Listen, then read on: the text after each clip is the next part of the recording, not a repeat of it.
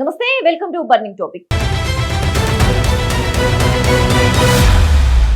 బంగ్లాదేశ్ లో హిందువులపై జరుగుతున్న దాడులు భారత్ లో తీవ్ర ఆగ్రహాన్ని రేకెత్తిస్తున్నాయి. దేశ రాజధాని ఢిల్లీతో పాటు పలు రాష్ట్రాల్లో ప్రజలు రోడ్డెక్కి నిరసనలు తెలిపారు.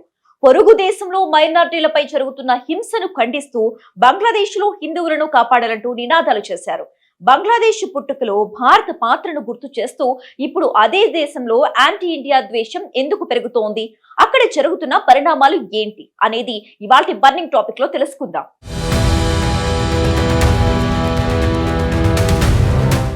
బంగ్లాదేశ్ లో హిందువులపై జరుగుతున్న దాడులు, ద్వేషపూరిత ఘటనలపై భారత్ తీవ్రంగా స్పందిస్తోంది. దేశ రాజధాని ఢిల్లీతో పాటు పలు రాష్ట్రాల్లో విశ్వ హిందూ పరిషత్ ఆధ్వర్యంలో ప్రజలు రోడ్డెక్కారు. పొరుగు దేశంలో మైనారిటీలపై జరుగుతున్న ఘటనలను ఖండిస్తూ పెద్ద ఎత్తున నిరసనలు నిర్వహించారు. బంగ్లాదేశ్ లో హిందువులను కాపాడాలి అంటూ నినాదాలు చేశారు. బంగ్లాదేశ్ పుట్టుకలో భారత్ కీలక పాత్ర పోషించిన విషయాన్ని గుర్తు చేస్తూ ఇప్పుడు అదే దేశంలో యాంటీ ఇండియా భావాజాలం పెరగటం ఎందుకు, ఈ ద్వేషానికి కారణమేంటి అనే ప్రశ్నలు దేశవ్యాప్తంగా వినిపిస్తున్నాయి.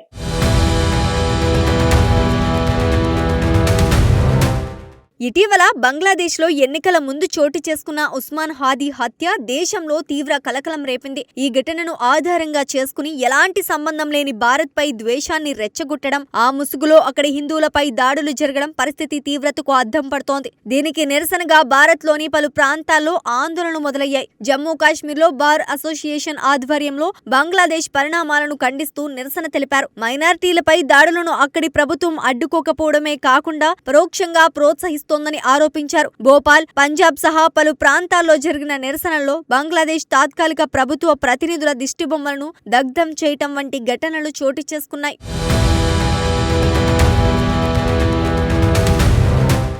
వారణాసి, ఉత్తరప్రదేశ్ తో పాటు ఢిల్లీలో కూడా విశ్వ హిందూ పరిషత్ ఆధ్వర్యంలో బంగ్లాదేశ్ వ్యతిరేక ర్యాలీలు కొనసాగాయి. హిందువులను లక్ష్యంగా చేసుకుని దాడులు జరుగుతున్నా బంగ్లాదేశ్ తాత్కాలిక ప్రభుత్వం చూస్తూ ఉండిపోతోందని నిరసనకారులు ఆగ్రహం వ్యక్తం చేశారు. బంగ్లాదేశ్ గత 50 ఏళ్లలో చాలా మారిపోయిందని విశ్లేషకులు అంటున్నారు. 1970 డిసెంబర్లో ఈస్ట్ పాకిస్తాన్ లో జరిగిన ఎన్నికల్లో అవామీ లీగ్ భారీ విజయం సాధించినప్పటికీ పాక్ పాలకుడు యాహియా ఖాన్ ఆ ఫలితాలను అంగీకరించలేదు. ఆ తర్వాత జరిగిన దమనకాండలో లక్షలాది బంగ్లా ప్రజలు ప్రాణాలు కోల్పోయారు. అప్పటి పరిస్థితుల్లోనే భారత్ బంగ్లా విమోచన కోసం యుద్ధంలోకి దిగింది. 1971 డిసెంబర్ 16 నాటికి పాక్ సైన్యానికి చెందిన సుమారు 90,000 మంది సైనికులు లొంగిపోవటంతో బంగ్లాదేశ్ ఒక స్వతంత్ర దేశంగా అవతరించింది. ఆ చరిత్రలో భారత సైనికుల త్యాగం కూడా ఉంది.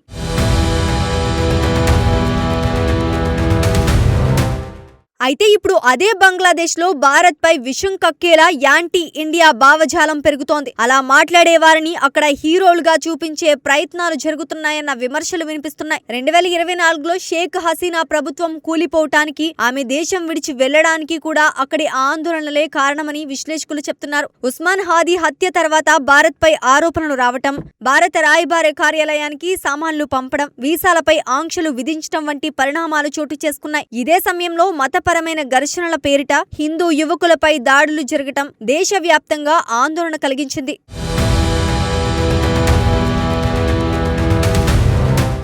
వాస్తవానికి కొన్ని ఘటనలకు మతపరమైన నేపథ్యం లేదని తర్వాత వెలుగులోకి వచ్చినప్పటికీ అప్పటికే ఉద్రిక్తలు పెరిగిపోయాయి. మరోవైపు భారత పార్లమెంటరీ స్టాండింగ్ కమిటీ కూడా బంగ్లాదేశ్ పరిణామాలు భారత్ కు వ్యతిరేకంగా మారే ప్రమాదం ఉందని నివేదికలో హెచ్చరించింది. దీనికి ప్రధాన కారణంగా ఇస్లామిక్ రాడికలిజం పెరగటం, పాకిస్తాన్, చైనా వైపు బంగ్లాదేశ్ వ్యూహాత్మకంగా దగ్గర కావడం విశ్లేషకులు చెప్తున్నారు. తమ దేశ ప్రజల మధ్య జరుగుతున్న హింసను ఎన్నికల లాభాల కోసం వాడుకోవటం, తాత్కాలిక మతపరమైన భావోద్వేగాలను రెచ్చగొట్టి రాజకీయ లాభాలు పొందవచ్చు. కానీ దీర్ఘకాలంలో అది దేశ ఆర్థిక పరిస్థితిని, ప్రజల జీవన ప్రమాణాలను తీవ్రంగా దెబ్బతీస్తుందని నిపుణులు హెచ్చరిస్తున్నారు. ఇలాగే కొనసాగితే బంగ్లాదేశ్ కూడా అప్పుల ఊబిలో కూరుకుపోయి అస్థిరతకు లోనయ్యే ప్రమాదం ఉందని వ్యాఖ్యానిస్తున్నారు. మతపరమైన ద్వేషాన్ని రాజకీయ ఆయుధంగా మార్చుకోవటం దేశ భవిష్యత్తుకు ఎంత ప్రమాదకరమో అక్కడి రాజకీయ పార్టీలు గుర్తించాల్సిన అవసరం ఉందని విశ్లేషకులు సూచిస్తున్నారు.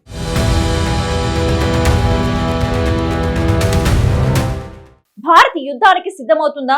బంగ్లాలో హిందూ వ్యతిరేక ధోరణి బలపడిన వేళ పరిణామాలు వేగంగా మారుతున్నాయి. మన దేశంలోని నిరసనలపై వివరణ ఇవ్వాలని భారత రాయబారికి బంగ్లా సమానులను పంపగా మన chief of defence staff short term యుద్ధాలకు సిద్ధంగా ఉండాలంటూ పిలుపు ఇవ్వటం సంచలనంగా మారింది. వివరణ ఇవ్వాలంటూ భారత రాయబారికి బంగ్లా సమానులు పంపడంతో ఇరు దేశాల మధ్య నిరసనలు కాస్త దౌత్య వివాదం దాకా వెళ్లినట్లయింది. ఇప్పటికే బంగ్లాదేశ్ లో హిందువులపై జరుగుతున్న దాడులపై భారత్ లోని పలు నగరాల్లో ఆందోళనలు జరుగుతున్నాయి. ఇప్పుడు ఇవి ఢిల్లీకి కూడా విస్తరించడంతో ఇరు దేశాల సంబంధంపై తీవ్ర ప్రభావం పడే అవకాశాలు కనిపిస్తున్నాయి.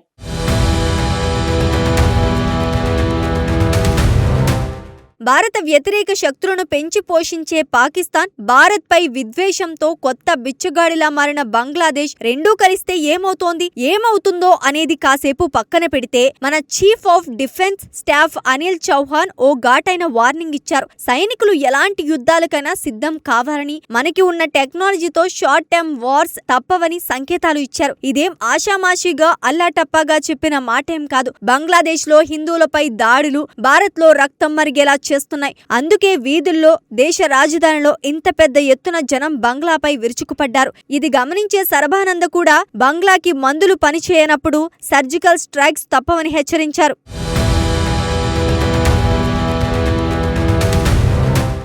ఈ మాటలు బంగ్లాదేశ్ కి అర్థమైనా కాకపోయినా జరిగేది ఆగదు. అయితే ఈలోపే ఆపరేషన్ సింధూర్ సమయంలో చావు దెబ్బతిన్న పాకిస్తాన్ మధ్యలో ఎంట్రీ ఇస్తోంది. బంగ్లాదేశ్ పై దాడి జరిగితే ఆ దేశానికి మద్దతిస్తామంటూ ప్రకటించింది. బంగ్లాదేశ్ వెనుక తాముంటామంటూ ప్రగల్భాలు పలికింది. ఇలా ఒకరి వెనుక ఒకరు ఉండాల్సిందే. కానీ యుద్ధ క్షేత్రంలో భారత సైన్యం ముందుకు వస్తే పిక్కబలం చూపించడంలో ఈ రెండు దేశాల్లో ఏది ముందు ఏది వెనుక అనేది తేల్చుకోవాలి. గత వారంలో కూడా అనిల్ చౌహాన్ యుద్ధం గెలవాలంటే మాటలు కాదు చేతలు అని చెప్పారు.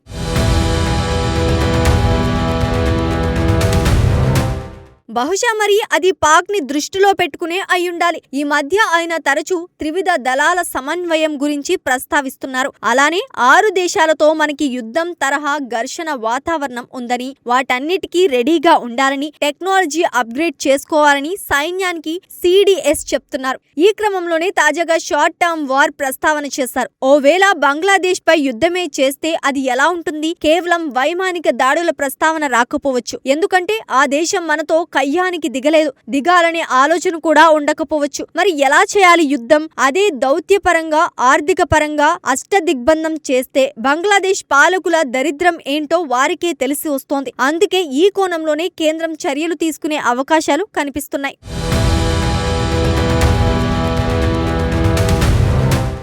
ఈ మొత్తంగా బంగ్లాదేశీ హిందువులపై జరుగుతున్న దాడులు అంశంలో ఇండియా ఆర్మీ ఎంట్రీ సంచలనంగా మారింది. మరి బంగ్లాలో ఇస్లాం హిందువుల వార్ కాస్త భారత్ వర్సెస్ బంగ్లాదేశ్ గా మారబోతుందా? అసలు ఏం జరుగుతోంది? బంగ్లా భారత్ మధ్య యుద్ధం తప్పదా అనేది చూడాలి.